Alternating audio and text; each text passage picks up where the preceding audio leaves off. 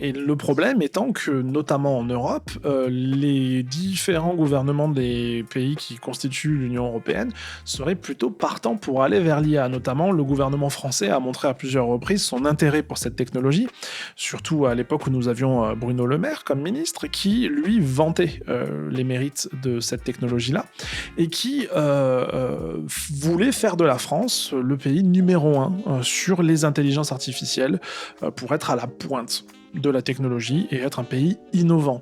Du coup, moi, je suis pas très étonné de voir quelqu'un comme Aurore Berger qui est dans ce gouvernement-là et qui était dans ces gouvernements-là auparavant,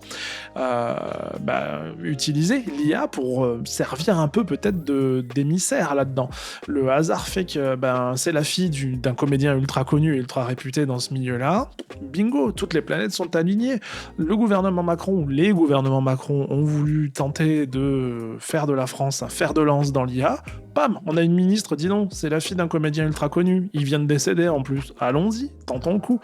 Ça me pose un vrai souci, mais ça montre que la politique globale d'Emmanuel Macron et de ses gouvernements, en tout cas en termes d'IA et de technologie, reste la même depuis des années, et on y va tout droit. Et c'est pas pour rien aussi que lors des différentes négociations des comédiens avec les producteurs, avec les éditeurs de jeux vidéo, avec tout le gouvernement, même d'ailleurs, Rachida Dati, etc., il n'y a rien qui avance, parce que c'est un gouvernement qui est pro-IA, qui essaye d'avancer un petit peu masqué maintenant, parce qu'il faudrait pas trop prendre quelques missiles, c'est pas trop le moment en ce moment, on n'est pas dans une période de stabilité politique dingue, mais on avance quand même sur cette voie-là, et toutes les négociations capotent systématiquement, ou on va dire que dans le meilleur des cas, ça reste dans le vide.